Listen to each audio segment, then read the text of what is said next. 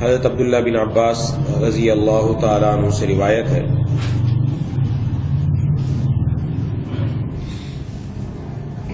ان رسول اللہ صلی اللہ علیہ وسلم رأى خاتما من ذهب في يد رجل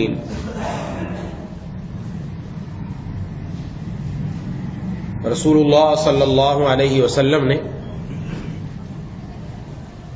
ایک صحابی کے ہاتھ میں سونے کی انگوٹھی دیکھی.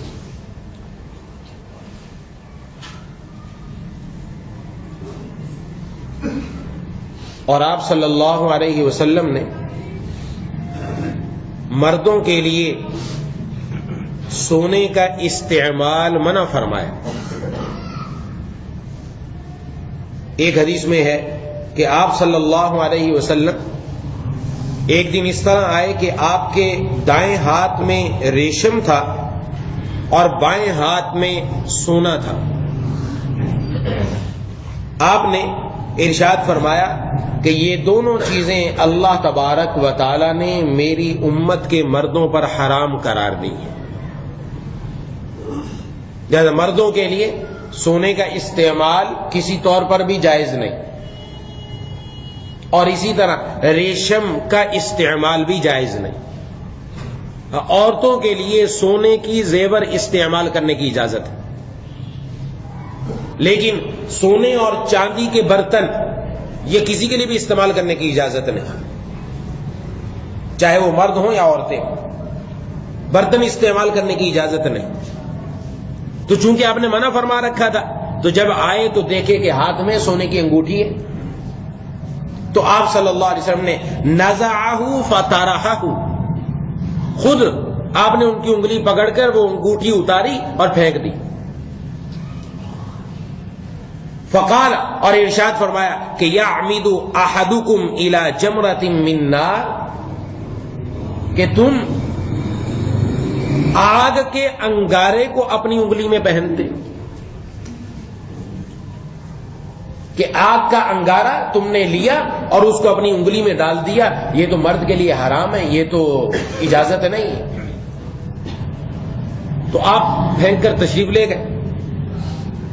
فقیل لرجل بعدما ذهب رسول اللہ صلی اللہ علیہ وسلم، تو جب آپ صلی اللہ علیہ وسلم تشریف لے گئے تو جو دوسرے حضرات موجود تھے انہوں نے ان صحابی سے فرمایا خذ خاتمک، آپ اپنی انگوٹھی اٹھا لیجئے، زمین پر جو پھینک دی ہے، انتفع بھا، اس سے نفع اٹھا لینا.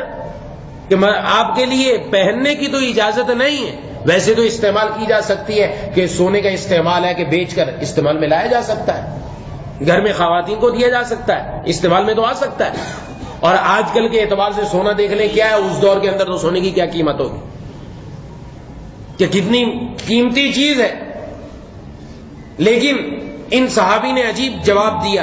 ارشاد فرمایا لا واللہ لا آخذہ ابدا وقد طرحہ رسول اللہ صلی اللہ علیہ وسلم، جس کو رسول اللہ صلی اللہ علیہ وسلم نے پھینک دیا میں اس کو دوبارہ نہیں اٹھا سکتا، میرے اندر اتنی جرت نہیں کہ اس کو دوبارہ اٹھا لوں. آپ نے اپنے ہاتھ مبارک سے پکڑ کے پھینکی، حالانکہ استعمال کا پتہ ہے جائز ہے، لیکن اتنی جرت نہیں ہے کہ اس کو دوبارہ اٹھا لیا جائے.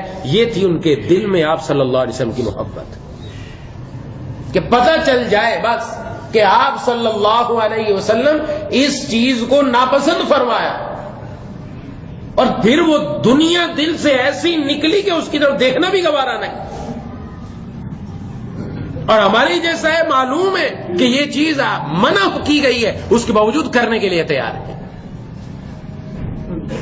اور یہ آپ صلی اللہ علیہ وسلم نے در حقیقت خود عمل کر کے دکھایا اس حدیث پر جو آپ نے ارشاد فرمایا تھا کہ من رأى منکم منکرا فلیغیرہ بیدہ، جو تم میں سے کوئی برائی دیکھے، منکر دیکھے، اللہ کی نافرمانی دیکھے تو اس کو اپنے ہاتھ سے تبدیل کرے، ہاتھ سے تبدیل کرے.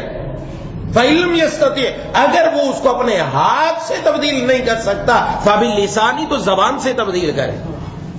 فَإِن لَّمْ يَسْتَطِعْ، اگر زبان سے بھی تبدیل نہیں کر سکتا تو فَبِقَلْبِهِ، اپنے دل سے ہی اس کو تبدیل کرے. وَذَلِكَ أَضْعَفُ الْإِيمَانِ، اور یہ ایمان کا سب سے کمزور ترین درجہ ہے. آج مجھے اور آپ کو دیکھنا ہے کہ ہم ایمان کے کون سے درجے پر موجود ہیں.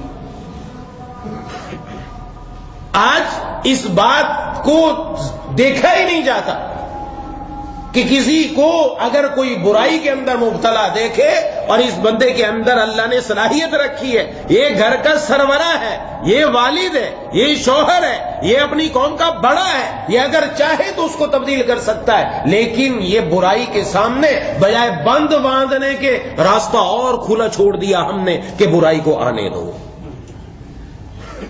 کہ آپ صلی اللہ علیہ وسلم نے ارشاد فرمایا کہ ضرور بضرور تم امر بالمعروف کرو، نہی عن المنکر کرو، ضرور کرو. اگر نہیں کیا تو پھر قریب ہے کہ تم پر اللہ کا عذاب آئے گا کہ تم دعا کرو گے اللہ تمہاری دعا قبول نہیں کرے گا.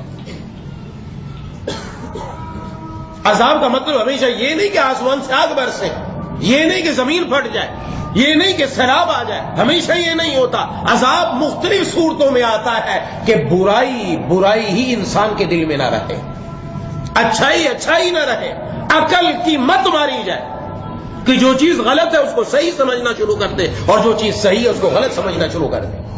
اور آج یہی ہے، یہ عقل ماری گئی ہے کہ جو بات حق ہے، سچ ہے، قرآن نے بتائی، آپ صلی اللہ علیہ وسلم کی زبان مبارک سے نکلی، وہ تو ہمیں سمجھ نہیں آتی، دنیا والوں کی بات سمجھ میں آتی ہے. اور پھر لے دے کر جب کسی کے اوپر غصہ نہیں نکالتا تو علماء پر نکالا جاتا ہے کہ مولوی لوگ ایسے ہیں. مولوی اپنی طرف سے دین کبھی بناتا نہیں اور نہ ہی اس کو بنانے کی اجازت ہے، کیونکہ کوئی جو اپنی طرف سے دین بنائے گا اس کا ٹھکانہ بھی جہنم ہے. بنا نہیں سکتا، کسی کی ضرورت نہیں ہے. ہاں بتاتا ہے کہ رب نے قرآن میں کیا کہا اور محبوب کبریا خاتم الانبیاء سرور کونین صلی اللہ علیہ وسلم نے احادیث میں کیا کہا. چونکہ ہم مسلمان بھی ہیں اس لیے جو ایسا طبقہ جو دین پر براہ راست اعتراض کرنا چاہتا ہے اس کو موقع نہیں ملتا، کیونکہ اگر وہ قرآن پر اعتراض کرے گا لوگ گردن پکڑیں گے کہ تو نے کیسے قرآن پر اعتراض کیا. اس لیے اعتراض علماء کی طرف پھیر دیے جاتے، مولویوں کی بات ہے. مولویوں کی بات نہیں ہے، رب کے قرآن کی بات ہے، یہ حدیث کی بات ہے. جو سمجھ لے سمجھ لے. جیسے کہ جناب نبی کریم صلی اللہ علیہ وسلم کے ایک صحابی اپنے دور کے اندر انہوں نے ایک جو حکمران تھا انتہائی ظالم تھا، سخت گیر تھا، اس کو اچھی نگاہ سے کوئی نہیں دیکھتا تھا، مسلمانوں میں کوئی پسندیدہ شخص نہیں تھا. آپ صحابی تشریف لے گئے حق بات کرنے کے لیے، سمجھانے کے لیے کہ تم نے جو روش اختیار کی اچھی نہیں ہے. اب جس کو سمجھ میں نہ آئے لیکن کسی ظالم کے سامنے کلمہ حق کہہ دینا یہ بھی بڑا جہاد ہے. آج ہمارے یہاں مصیبت یہ ہے کہ اگر ہمارا کسی سے تعلق ہے، ہمارا کوئی بڑا اگر کوئی غلط بات بھی کہتے ہم اس کی طرفداری شروع کر دیتے ہیں. غلط بات غلط ہے چاہے وہ اپنا بڑا ہی کیوں نہ کہے. ہم نے طرفداری کرنی ہے قرآن و حدیث کی. اس لیے وہ تشریف لے گئے اور فرمایا کہ جناب نبی کریم صلی اللہ علیہ وسلم کی ارشادات کی روشنی میں بتایا کہ جو ایسا حکمران ہو جو سخت گیر ہو، فرمایا اللہ تعالیٰ نے اس کو پسند نہیں کیا. یہ نہیں کہا کہ تو ایسا ہے، بتایا کہ آپ صلی اللہ علیہ وسلم کی بات ہے، اس انداز میں بتائی، لٹھ نہیں مارا، پیار سے جا کر، اور جا کر کہا بھی بیٹا، کیونکہ آپ بڑے تھے، آپ ضعیف العمر تھے اور یہ جوان تھا ابھی. لیکن اس ظالم کو کیا سوچتا، حق بات سمجھ میں نہ آئی، نعوذ باللہ. یہ کہا کہ تم تو صحابہ کرام کا بھوسا ہو، نعوذ باللہ، بھوسا. انہوں نے عجیب جواب دیا. انہوں نے کہا کہ تم نے کیسے بھوسا کہہ دیا صحابہ کرام کو؟ جو بھی صحابی تھا وہ سچا اور پکا اور خالص آٹا تھا. ان کے بعد آنے والے لوگ بھوسا ہیں، وہ سب آٹا تھے، خالص چنے ہوئے لوگ تھے. تم نے ان کے بارے میں ایسی بات کیسے کہی؟ اپنے بارے میں نہیں کہا، صحابہ کرام کے، حالانکہ خود بھی صحابی رسول ہیں. فرمایا وہ تو خالص آٹا تھے، جو ان کے بعد آنے والے لوگ ہیں وہ تمہارے جیسے بھوسا ہے. کہ تمہیں سمجھ میں عقل اب بھوسے جیسی کہ سمجھ میں نہیں آ رہی بات. ایک صحابی رسول آ کر بات کر رہے ہیں. آج بھی یہی مصیبت ہے، آج بھی یہی مصیبت ہے. کسی کے سامنے کوئی بات آ جائے اور جب وہ ہمیں لگے کہ ہمارے خلاف آ رہی، نعوذ باللہ. یہ تو بہت موقع ایسا ہے، بارہا ہم نے دیکھا ہے. جب کوئی مسئلہ پوچھنے کے لیے آیا، اس کو مسئلہ بتا دیا اللہ کے بندے، مسئلہ یہ وہ سمجھتا ہے کہ مفتی صاحب نے ہمارے خلاف فیصلہ کر دیا، تمہارے خلاف کیسے فیصلہ کریں گے اللہ کے بندے. جو مسئلہ ہے مسئلہ بتانے کا حق ہے. ہم قاضی تو ہے نہیں کہ عدالت لگی پڑی ہے کہ تمہارے خلاف فیصلہ کریں یا دوسرے کے حق میں فیصلہ کریں. جو شریعت کا مسئلہ وہی بتایا جائے گا, لیکن قبول کرنے کے لیے تیار نہیں ہے کیونکہ دین سے دوری ہے. لیکن اصل جو بات میں عرض کرنا چاہتا ہوں وہ یہ کہ یہ آج کا دور وہ ہے کہ جس کے بارے میں جناب نبی کریم صلی اللہ علیہ وسلم نے عجیب و غریب بات ارشاد فرمایا کہ بنی اسرائیل کے اندر ایسا ہوتا تھا. ابتدا کے اندر جب انہوں نے دیکھا کہ لوگ اللہ کی نافرمانی میں مبتلا ہوئے, گناہوں کی طرف جا رہے ہیں, تو ایک آدمی نے دیکھا تو اس نے اس کو منع کیا کہ تم اللہ کی نافرمانی کر رہے ہو, ایسا نہ کرو. منع کیا, پہلے دن اس کو منع کیا, دوسرے دن آیا دیکھا وہ دوبارہ وہی نافرمانی کر رہا ہے, تیسرے دن وہی نافرمانی کر رہا ہے. اس نے کہنا ہی چھوڑ دیا. کہنا چھوڑ کر الگ ہو جاتا نہ, بلکہ وہی جو اللہ کی نافرمانی میں مبتلا ہے ان کے ساتھ بیٹھ کر کھا بھی رہا ہے, پی بھی رہا ہے, ان کی مجلسوں میں بھی جا رہا ہے, اور ہوتے ہوتے یہ بھی گناہوں کے اندر مبتلا ہو گیا. تو آپ صلی اللہ علیہ وسلم نے اشارہ فرمایا اس طرف آج کے دور میں یہی کہ گناہ سے روکا تو نہیں, اس کو سمجھایا تو نہیں, لیکن اس گناہ کرنے والے کے ساتھ ہمارا اٹھنا بیٹھنا بھی کم نہیں ہوا, ہمارا کھانا پینا بھی کم نہیں ہوا. ہم اس کے ساتھ ویسے ہی اٹھتے بیٹھتے, ویسے ہی کھاتے پیتے, اور ویسے ہی اس کے ساتھ سنگت ہے, جس کا اثر یہ نکلا کہ آج گناہ کی نحوست ہمارے دل سے بھی نکل چکی. جب انسان بار بار ایک عمل ہوتا ہوا دیکھے گا اپنی آنکھوں سے تو پھر اس کی اہمیت اس کے دل سے نکل جاتی. اور یہی کیا گیا ہمارے ساتھ کہ ہمیں ایسا میڈیا کے ذریعے سے گناہوں کی لت لگائی گئی کہ اس کو دیکھ کر انسان کی آنکھ اب اس گناہ کو گناہ نہیں سمجھتی. پہلے کوئی عورت بغیر پردے کے باہر نہیں نکلتی تھی, اب تو پردہ کیا, اب تو گلے میں دوپٹہ بھی نہیں ہوتا, اس کو بھی معیوب نہیں سمجھا جاتا. اچھے بھلے خاندانوں میں معیوب نہیں سمجھا جاتا. بچیاں سب کے سامنے آ کر کھڑی ہیں میک اپ کر کے, کیوں معیوب نہیں سمجھا جا رہا. یہ اتنی زیادہ عام ہو گیا, اب وہ گناہ کی نحوست اور گناہ کی برائی دل و دماغ سے نکل چکی ہے. پھر کیا ہوگا؟ دعائیں کرو گے تمہاری دعائیں قبول نہیں, اللہ سے مانگو گے کام نہیں ہوگا. اللہ کے ذمہ کوئی ضروری نہیں کہ ایسی دعا قبول کرے. ہاں کرم فرما سکتا ہے, کر لے, لیکن وہ ایسی دعاؤں کو قبول نہیں کرتا. اس لیے ارشاد فرمایا ایک حدیث میں, جس کا حاصل یہ کہ بندہ اللہ کے سامنے آ کر مانگتا ہے, پھٹے پرانے کپڑے ہیں, سفر کے اندر ہے, اس کا کھانا بھی حرام کا ہے, اس کا پینا بھی حرام کا ہے, وہ اللہ سے آ کر دعائیں کرتا ہے, میں اللہ اس کی دعا قبول کیسے کرے جب وہ نافرمانی کے اندر مبتلا ہے, جب وہ گناہوں کے اندر مبتلا ہے. آج ہمارا عالمی ہے, بچے کو دیکھتے ہیں, بچہ اللہ کی نافرمانی کر رہا ہے, اس کو باپ ٹوکنے کے لیے تیار نہیں ہے, روکنے کے لیے تیار نہیں ہے, سمجھانے کے لیے تیار نہیں ہے. گھر کے اندر ہم نے جہنم کے بچھو اور بڑے بڑے سانپ پال رکھے ہیں, ان کی کوئی فکر نہیں ہے. یہ سننا حضرت مولانا شاہ الحق صاحب رحمہ اللہ فرمایا کرتے تھے کہ بچے کے چائے کی پیالی میں مکھی برداشت نہیں ہے, اور وہ جو جہنم کے بچھو کھا رہا ہے وہ ماں باپ برداشت کرتے چلے جا رہے ہیں اور کھلا رہے ہیں, کھلاتے ہیں. گھر میں ہم نے کیا دیا ہے, یہی ہے. ہم کس طرف چلے جا رہے ہیں دیکھیں خود. جی جناب نبی کریم صلی اللہ علیہ وسلم نے جو ایک اہم بات ارشاد فرمائی, آج ہمارے اندر وہ بات نہیں. آپ صلی اللہ علیہ وسلم کے ارشاد گرامی سامنے, اس کے لیے ضروری تھا کہ اپنے اندر وہ چیز پیدا کی جاتی کہ خود اپنی کیفیت یہ ہوتی, پتہ چلتا کہ آپ صلی اللہ علیہ وسلم نے منع کر دیا تو وہ چیز کبھی قریب ہی نہ آتی کہ اس سے تو منع ہے, اس چیز کو ہم کیسے استعمال کر سکتے ہیں. اب ظاہر ہے جیسے میں نے بتا دیا انگوٹھی سونے کی منع فرمایا. آج نوجوان نسل کو بڑا شوق ہے انگوٹھیاں پہننے کا, کوئی سونے کی بھی پہن کے گھوم رہے ہیں, کوئی لوہے کی پہن کے گھوم رہا ہے, حالانکہ بالکل ناجائز ہے, پہننے کی اجازت ہی نہیں. صرف مرد کو اجازت ہے تو چاندی کی انگوٹھی استعمال کرنے کی, وہ بھی 4.5 ماشے سے کم اس کو استعمال کر سکتا ہے. لیکن عقیدہ اتنا خراب ہوا کہ اب ہم پتھروں کے پیچھے پڑ گئے.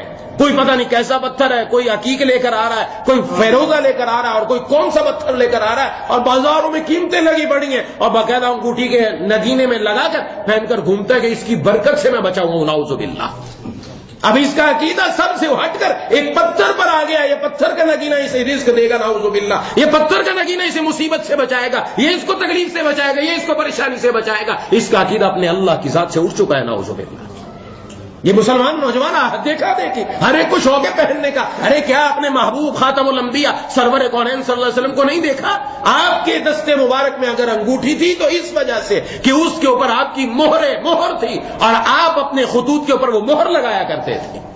آپ اس لیے پہنا کرتے تھے کہ مہر لگانے کے لیے، یہ حکم نہیں دیا سبھی پہننا شروع کر دو، اور پھر اگر ضرورت ہے کسی کو پہننے کی تو جو شریعت نے اجازت دی وہاں تک رہے، اور یہ تو بہت آگے بڑھ رہے ہیں، بس پہن کے ایک نہیں 3 4 انگوٹھیاں پہن کے گھوم رہے ہیں ایسے جیسے ان سے بڑھ کر کوئی اچھا کام کیا ہی نہیں کسی نے۔ یہی ہے بندہ جس نے اچھا کام کر لیا، نعوذ باللہ، جس کے ہاتھ میں نہیں وہ گناہ، وہ مصیبتوں تکلیفوں سے بچا ہوا نہیں، وہ مر رہا ہے، کیا اس کو رزق نہیں مل رہا؟ عقیدہ خراب ہو گیا، اب یہاں تک اب ہر چیز پر، اب دھاگوں پر ہمارا اعتماد ہو گیا، اب ہماری انگوٹھیوں پر اعتماد ہو گیا، اب پتھروں پر اعتماد ہو گیا، کسی نے ہاتھ میں دھاگے باندھ رکھے، کسی نے پاؤں میں ٹانگے باندھ رکھے، کسی نے یہ باندھ رکھا، اور ہے یہ توحید کا شیدائی، اللہ تبارک و تعالیٰ کی وحدانیت کا اقرار کرنے والا، اپنے محبوب خاتم الانبیاء سرور کونین صلی اللہ علیہ وسلم کا امتی ہے، جو فرما کر چلے گئے کہ اگر تمہارے جوتے کا تسمہ بھی ٹوٹ جائے وہ بھی اپنے اللہ سے مانگو، جو یہاں تک فرما کر گئے۔ یہ اپنی کوئی جائز حاجات بھی اپنے رب سے مانگنے کے لیے تیار نہیں، اور پھر کوئی ان کو روک بھی نہیں سکتا، منع بھی نہیں کر سکتا۔ کیوں؟ سنگت ایسی ہے جس کی وجہ سے جن کے ساتھ بیٹھے ان کے ساتھ بیٹھنے کی وجہ سے آج ہمارے دلوں سے وہ برائی کی، وہ نحوست، وہ ظلمت نکل چکی۔ ایسے لوگوں سے اپنے خاص تعلقات تو رکھنے ہی نہیں چاہیے تھے۔ ہم دیکھیں آخر کیا وجہ ہے، کہ جی میرا معیار یہ، میرا اسٹیٹس یہ ہے۔ آپ اپنا اسٹیٹس بناتے پھر اپنی آخرت خراب کر لو۔ جب قبر میں جائیں گے تو پتہ چلے گا یہ اسٹیٹس جن کے ساتھ بنایا تھا، جو معیار والے لوگ تھے، وہ کتنے قبر کے اندر آ کر کام آئے ہیں۔ مسلمان کے لیے سب سے بڑا معیار محبوب کبریا خاتم الانبیاء جناب نبی کریم صلی اللہ علیہ وسلم کی زندگی ہے، اسوہ حسنہ ہے۔ آپ کی زندگی سے بڑھ کر کسی کا اسٹیٹس نہیں ہے۔ وہ معیار سب سے عمدہ ہے کہ اپنی زندگی کے اندر لے کر آ جائے، یا تو اپنا دنیا کا معیار بنا لیں یا اپنی آخرت خراب کر لیں، مرضی ہے انسانی۔ یہ اپنا اسٹیٹس بنانے کے لیے آخر ایسے لوگوں کے ساتھ کیوں نہیں بیٹھتے کہ جن کے دلوں کے اندر دین کی محبت ہے، جن کے دلوں میں دین کا غم ہے، جن کے دلوں میں اللہ اور اس کے رسول کی محبت ہے، جن کے دلوں میں اللہ کے احکامات پر عمل کرنے کا جذبہ ہے۔ آخر ایسے لوگوں کے ساتھ کیوں نہیں بیٹھتے ہماری سنگت کیسی ہے، ہمارا اٹھنا بیٹھنا کیسا ہے؟ یہی جناب نبی کریم صلی اللہ علیہ وسلم نے اس حدیث میں فرمایا، اور یہ بڑی اہم بات فرما کر گئے، کیونکہ گناہ کی ظلمت ایسی ہے کہ اچھوں کو راستے سے ہٹا دیتی ہے۔ گناہ کی ظلمت یاد رکھیے معمولی چیز نہیں ہے، گناہ کی نحوست ایسی ہے جو اچھوں کو راستے سے ہٹا کر رکھ دیتی، راستوں سے ہٹا دیتی، جس کو ہم سمجھتے نہیں۔ ہم سمجھ میں تو نماز پڑھ رہا ہوں، اور ساتھ بیٹھ کے اس کے ساتھ جا کے رہا ہے۔ شرابی کے ساتھ اپنے بچے کو ہم نہیں بیٹھنے دیتے، ہاں، چور کے ساتھ نہیں بیٹھنے دیتے، پتہ چل جائے یہ بندہ چور ہے، یہ ڈاکو ہے، یہ زانی ہے، نہیں بیٹھنے دیتے اس کے ساتھ۔ کیوں نہیں بیٹھنے دیتے؟ بیٹھے نہ جا کر، اس لیے کہ پتہ اس کے ساتھ بیٹھ کر یہ بھی ایسا بنے گا۔ اور ہم بھی یہی کہتے ہیں، جو جس کو دیکھیں کہ چوروں والے گروہ کے ساتھ گھوم رہا ہے، اگرچہ وہ 100 مرتبہ اگر قسمیں کھا کر کہہ دے میں چور نہیں، کہیں گے تو گھومتے ہی چوروں کے ساتھ ہے، تو گھومتے ہی شرابیوں کے ساتھ ہے، تیری بات کا کیسے اعتبار کریں ہم؟ کیونکہ دیکھا جاتا ہے، اسی کے اوپر حکم لگایا جاتا ہے۔ اور جناب نبی کریم صلی اللہ علیہ وسلم نے اسی لیے ارشاد فرمایا تھا کہ انسان اپنے خلیل اور اپنے دوست کے دین پر ہوتا ہے۔ تمہیں دیکھ لینا چاہیے کہ تم کس کے ساتھ دوستی گانٹ رہے ہو، کس کے ساتھ جا کر بیٹھ رہے ہو۔ اور جب دوستی بری ہے اس کا نتیجہ بھی برا ہمارے سامنے، اس کا نتیجہ یہی ہماری اولاد آج جا کر جن کے ساتھ بیٹھ رہی ہے وہی چیز اپنے اندر لے کر آ رہی ہے، وہی چیز۔ ہم نے ان کو ماحول کیسا دیا، ہم نے ان نوجوان نسل کو ماحول کیسا دیا، جہاں وہ جا کر جیسی بات سنی ویسی اپنے اندر کاپی کر کے لایا، اور وہی چیز اپنے گھر کے اندر لے کر آ گئی۔ اور گھروں کے اندر وہ کچھ ہو رہا ہے جو اس زبان سے بیان کرنے سے قاصر نہیں بیان کیا جا سکتا۔ انسان کی غیرت مر جاتی ہے اس وجہ سے کہ یہ قرآن کریم اور جناب نبی کریم صلی اللہ علیہ وسلم کے احکامات سے ہم نے اپنا منہ موڑ لیا۔ ہم صرف دنیا کے لیے نہیں آئے تھے، دنیا کا اسٹیٹس بنانے کے لیے اور دنیا کے معیار کے لیے نہیں آئے تھے کہ میں معیار بناؤں اپنا، کہ میرا معیار یہ والے لوگ ان کے ساتھ میرا بیٹھنا ہوگا۔ عجیب مصیبت ہے یہ نوجوان نسل کے اندر ہے، یہ اپنا بیٹھنا اٹھنا کس کے ساتھ کر رہی ہے؟ پھر بعد میں روتے ہیں جب زندگی سے ہاتھ سب کچھ نکل جاتا ہے، پھر جا کر روتے ہیں کہ اوہو اب تو سب کچھ چلا گیا، اب میں کیا کروں؟ ابھی موقع ہے، ابھی موقع ہے کہ رب کی طرف آیا جائے، ابھی اپنے آپ کو بدلا جائے۔ کتنے ایسے نوجوان آئے کہ اپنی زندگی سے بیزار ہو چکے ہیں، خودکشی کرنے کے لیے تیار ہے، موت کو گلے سے لگانے کے لیے تیار ہے کہ ہماری زندگی جہنم بن چکی ہے۔ کیوں زندگی جہنم بن گئی؟ اس لیے کہ جس زندگی میں مولا نہ ہو، جس زندگی میں اللہ کی نافرمانیاں ہو، صبح شام اٹھتے بیٹھتے چلتے پھرتے گناہوں کے اندر بسر کر رہا ہو، تو پھر گویا کہ وہ آگ کے اندر جل رہا ہے۔ مفتی اعظم پاکستان حضرت مولانا مفتی محمد شفیع صاحب رحمہ اللہ نے عجیب بات ارشاد فرمائی تھی. فرمایا یہ جتنا بھی گناہوں کا ماحول ہے یہ در حقیقت آگ ہے جس کے اندر ہم جل رہے ہیں. اور اس کی مثال ایسے فرمایا اس کی مثال جو سمجھو آج کل کے اعتبار سے جو سوئی گیس ہے یہ آگ ہے, یہ نظر نہیں آ رہی, لہذا ہمیں نظر نہیں آتی, لیکن یہ در حقیقت آگ ہے. سوئی گیس کھولو اور ادھر سے دیا سلائی جلانے کی ضرورت ہے, ادھر سے دیا سلائی جلائیں گے آپ کو فوراً بھڑکتی ہوئی آگ نظر آئے گی کہ یہ در حقیقت آگ ہے. فرمایا ابھی ہماری آنکھ یہ والی کھلی ہوئی ہے, جیسے ہی بند ہوگی پتہ چلے گا کہ ہمارے دائیں بائیں ہر جگہ آگ ہی آگ تھی, ہم آگ کے اندر رہ رہے تھے. یہ گناہ جہاں گناہ ہوگا, جہاں ظلمت ہوگی, جہاں تاریکیاں ہوں گی, جہاں اللہ تعالیٰ کی نافرمانی علی الاعلان بما کے دوہل ہوگی, تو پھر وہاں پر آگ ہی آئے گی. وہاں دل اور دماغ کے اوپر عذاب کے کھوٹے اترے. خدا کے لیے سمجھے بات کو. ہم اپنی زندگی کو کن کے حوالے کر رہے ہیں؟ ہم اپنے ہاتھوں سے اپنے پیاروں کو جا کر قبر میں دفنا کر آ جاتے ہیں اور اپنے بارے میں نہیں سوچتے کہ 13 نمبر بھی آنے والا ہے. وہ کیا لے کر گیا؟ اپنے پیاروں کو دفنا کر کیا لے کر گیا؟ کون سا اس کے ساتھ اسٹیٹس کیا ہے؟ کون سا معیار گیا؟ بڑے بڑے صدور بھی چلے گئے, لیکن اسی چند گز کفن کے ٹکڑے کے اندر, وہ مٹی کے اندر نیچے گئے, آج ان کا نام لینے والا کوئی نہیں ہے. کئی بار ہم نے یہ دیکھا جن کا مشین بدن تھا, ممیز کفن تھا, جو قبریں کہن ان کی اکھڑی تو دیکھا, نہ عضو بدن تھا نہ تارے کفن تھا. وہ لوگ کہ جو اپنے کپڑوں پر مکھی نہیں بیٹھنے دیتے تھے, سفید جوڑے کے علاوہ اور ان کے جسم پر کچھ آتا نہیں تھا, خوشبوؤں کے اندر مہکے ہوئے ہوتے تھے, لیکن جب ایک دن جا کر ان کی قبر کو دیکھا, قبر اکھڑی پڑی تھی, نہ اندر کفن کا کوئی تار نظر آتا تھا اور نہ جسم کا کوئی ٹکڑا نظر آتا تھا. کہاں گئے وہ لوگ؟ کس کے پیچھے ہم نے اپنے آپ کو برباد کر دیا؟ خدا کے لیے سوچے, اپنے رب پر, اپنے رب کے حکموں پر اور اپنے رب کے محبوب خاتم الانبیاء سرور عالم صلی اللہ علیہ وسلم پر اپنی زندگی قربان کر کے تو دیکھے. اللہ کی ذات ہمیشہ ہے, ہمیشہ رہے گی, اور جو اللہ پر قربان کر دیتا ہے اللہ اس کی ذات کو بھی بقا دیتے تھے. اس لیے شہداء اپنی قبروں میں زندہ رب تعالیٰ کا اعلان ہے, اس لیے کہ انہوں نے اپنی جانیں آخری کے سپرد کر دی, سب سے بڑھ کر اپنی جان بھی اللہ کے حوالے کر دی. اللہ نے ان کو اپنی قبروں کے اندر بھی زندہ رکھا ہے کہ ان کو مردہ تک گمان مت کرو.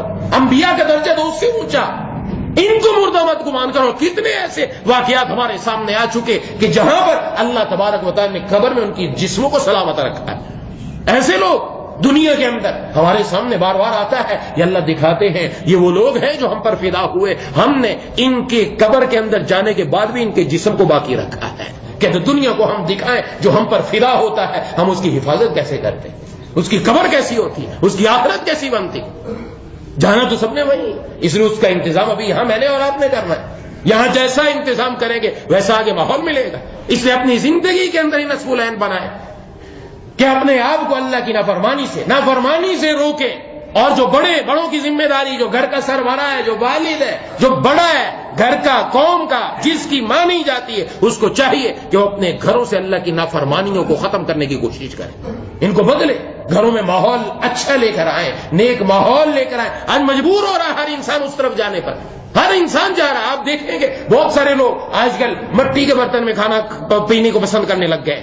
پہلے کہتے مٹی کا برتن کیا ہوتا ہے, وہ اسٹیل کے برتن آئے, فلانے آئے, یہ آئے, وہ آئے. اب دوبارہ مٹی کی ہنڈیا کے اندر جو سالن بنتا ہے اس کا مزہ ہی کچھ اور ہے, واپس اسی طرف آ رہا ہے. یہ انسان نے آنا ہی اسی طرف ہے, اصل جو اس کی ہے اسی طرف جائے گا. اصل ہے اللہ کی فرما برداری, اصل ہے اللہ کی رضا بندی. تبھی زندگی کے اندر اللہ تبارک و تعالی دنیا میں بھی جنت کا مزہ عطا فرماتے ہیں, کیونکہ خالق کی جنت جس کے دل میں ہوگا اس کو دنیا میں جنت کا مزہ آئے گا. دنیا اگرچہ اس کے پاس نہ ہو, پیسہ اس کے پاس نہ ہو, لیکن مولا ہے تو بس اس کو کسی کی پرواہ نہیں. اس لیے اب یہ دنیا, یہ یہاں تو ہم کہتے تھے کوئی بات دین کی ہوئی, کوئی نہ کوئی بیچ میں دلیل نکال کے کھڑا ہو گیا, کوئی نہ کوئی ہیلا کر دیا, کوئی نہ کوئی نئی کہانی گھڑ دی, اس لیے ایسا ہوتا ہے. لیکن قیامت والے دن ایسے نہیں چلے گا. قیامت والے دن کچھ کام نہیں آنے والا, نہ ہیلا کام آئے گا, نہ حجت کام آئے گی, نہ ہیلا کام آئے گا, نہ حجت کام آئے گی. سرے معاشر تو مولا کی محبت کام آئے گی, وہاں تو مولا کی محبت چلے گی. وہاں ہیلے حجت جتنی بھی دنیا میں ہزاروں دلیلیں گھڑ لے, یہ دنیا کے علماء کو کہہ سکتے ہیں, بڑوں کو کہہ کر ہم چپ کرا سکتے ہیں, لیکن قیامت والے دن یہ ہیلا نہیں چل سکتا, یہ دلیل نہیں چل سکتی. وہاں اگر کوئی چیز چل سکتی ہے وہ مولا کی محبت ہے جو اپنے دل میں لے کر گیا ہے. اس لیے اللہ نے مجھے اور آپ کو موقع دیا. یہ زندگی ایک بار ملی، بار بار نہیں ملنی، ایک بار ملی ہے. اسی زندگی کے اندر میرا اور آپ کا امتحان ہے. انسان کے دلوں میں ہزاروں جذبات، ہزاروں خواہشات، کہ ہر خواہش پر دم نکلتا ہے انسان کا، لیکن ان سب کے باوجود اس کی دل کی تمنا اور کیفیت یہ رہتی ہے کہ وہ سب کو قربان کر دیتا ہے، لیکن اپنے مولا کے حکم کو ٹوٹنے نہیں دیتا.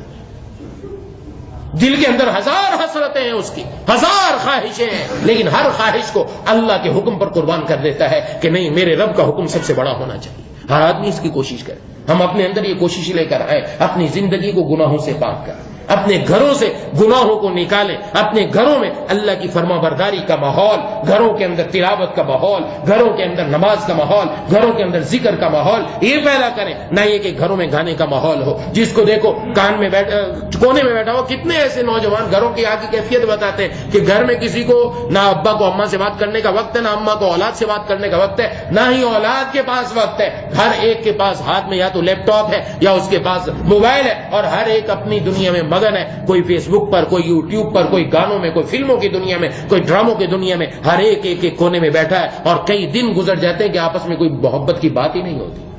یہ ماحول کیسا بنا ہے؟ اللہ کی فرما برداری کا ماحول ہے؟ یہاں اللہ تعالیٰ کی طرف سے رحمتیں آئیں گی؟ یا ہم نے ماحول وہ تیار کیا ہے جہاں شیاطین ہے، یہاں جنات ہے، جہاں اللہ تعالیٰ کا غضب نازل ہو، جہاں اللہ تبارک و تعالیٰ کی رحمت کی بجائے اللہ کی ناراضگی اترے گی؟ یہ کیسا ماحول بنایا ہے ہم نے؟ اپنی اولاد کو سمجھائیں، پیار سے اپنے قریب رکھیں، دین کی طرف لے کر آئیں، دین والی سنگت، دین والا ماحول، دین والے جذبات والے لوگوں کے قریب رہے تو انشاءاللہ خود ہمارے دلوں میں بھی یہ جذبات پیدا ہوں گے اور ان کے دلوں میں بھی پیدا ہوں گے. دعا ہے کہ اللہ تبارک و تعالیٰ مجھے اور آپ کو ان باتوں پر عمل کرنے کی توفیق عطا فرمائے. وآخر دعوانا ان الحمدللہ. بسم الله الرحمن الرحيم. الحمد لله رب العالمين الرحمن الرحيم مالك يوم الدين إياك نعبد وإياك نستعين اهدنا الصراط المستقيم صراط الذين أنعمت عليهم غير المغضوب عليهم ولا الضالين. اللهم صل على سيدنا ومولانا محمد وعلى آل سيدنا ومولانا محمد وبارك وسلم. ربنا اغفر لنا ذنوبنا وكفر عنا سيئاتنا وتوفنا مع الأبرار. ربنا لا تزغ قلوبنا بعد إذ هديتنا وهب لنا من لدنك رحمة إنك أنت الوهاب. اللهم زدنا ولا تنقصنا وأكرمنا ولا تهنا وأعطنا ولا تحرمنا وآثرنا ولا تؤثر علينا وارضنا وارض عنا. اللهم لا تجعل الدنيا أكبر همنا ولا مبلغ علمنا ولا غاية رغبتنا ولا تسلط علينا من لا يرحمنا.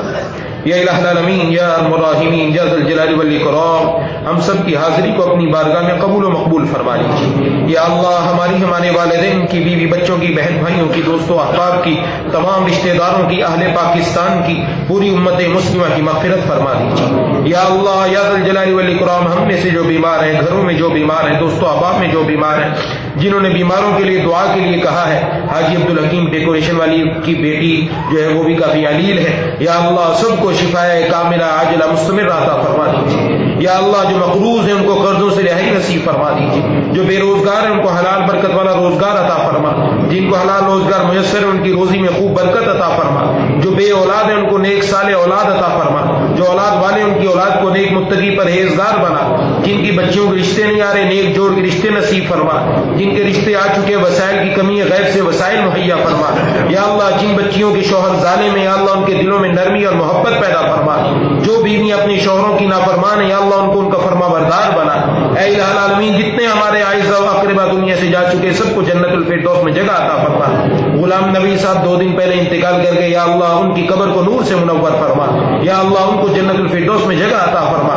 ہم سب کو مرنے سے پہلے موت کی تیاری کرنے کی توفیق عطا فرما.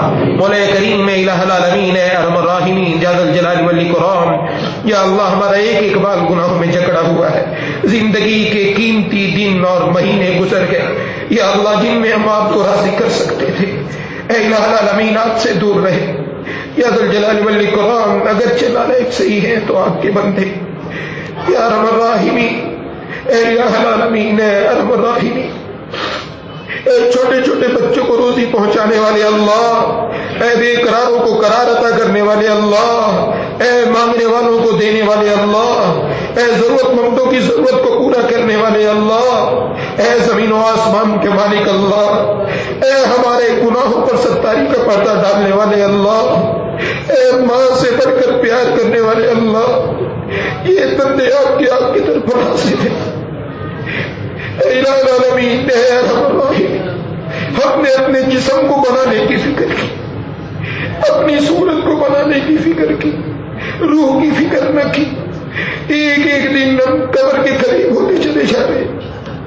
یا ذوالجلال والاکرام، بالغ ہونے کے بعد سے آج تک جو نافرمانیاں ہوئی بھول کر جان بوجھ کر ہمارے علم میں یہ نہیں ہے. یا اللہ ہم سب سے سچی توبہ کرتے ہیں. اللہ ہماری توبہ کو قبول و مقبول فرما، جیسا آپ چاہتے ویسا بنا دیجیے مولا. یا اللہ آپ کے بغیر ہماری زندگی نہیں. مولا کریم اپنی اشد محبت ہم سب کو عطا فرما. جتنا مشرق اور مغرب کے درمیان فاصلہ اتنا ہمارے اور گناہوں کے درمیان فاصلہ کرتے. اپنی ہمیں اتنی محبت دے دے کہ ہم آپ کی نافرمانی کو چھوڑ کر آپ کی فرما برداری والی زندگی میں آ جائیں. اے الہ العالمین ہماری سوچ کو، ہماری فکر کو، ہمارے اعمال کو بدل دے. یا اللہ یا ذوالجلال والاکرام ہمارے جذبات، ہماری خواہشات، ہماری تمنائیں اللہ نیک بنا دے. اے اللہ ہماری آنکھوں میں، ہماری زبان میں، ہمارے کانوں میں، ہمارے پٹھوں میں، ہمارے گوشت میں، ہماری ہڈیوں میں، ہمارے جسم کے بال میں نور پیدا فرما دے. ہمارے دائیں بائیں، اوپر نیچے، سامنے پیچھے، ہر طرف نور پیدا فرما دے. یا اللہ ہمیں محروم نہ فرما. محرومی کا لفظ ہماری زندگیوں سے نکال دیجیے. ہمارے مرتے دم تک ہمارے ایمان کی حفاظت فرما دیجیے. سلامتی اعضا سلامتی ایمان کے ساتھ زندہ رکھیے. سلامتی اعضا سلامتی ایمان کے ساتھ دنیا سے اٹھائیے. رقیق القلب رحیم المزاج بنا دیجیے. قلب سلیم، فہم سلیم، عقل سلیم عطا فرما. عقل سلیم پر فضل عظیم عطا فرما. یا اللہ ہماری اولاد کو ہماری آنکھوں کا تارا اپنا پیارا بنا. یا اللہ ہمارے والدین کی ہر بیماری، تکلیف، دکھ، درد، پریشانی دور فرما. دنیا میں بھی انہیں خوشیاں نصیب فرما، آخرت میں بھی اللہ بلند درجات نصیب فرما. اے الہ العالمین اے ارحم الراحمین یا ذا الجلال والاکرام ہر خیر ہر مسلمان مرد، ہر مسلمان عورت کو عطا فرما. ہر شر سے ہر مسلمان مرد، ہر مسلمان عورت کی حفاظت فرما.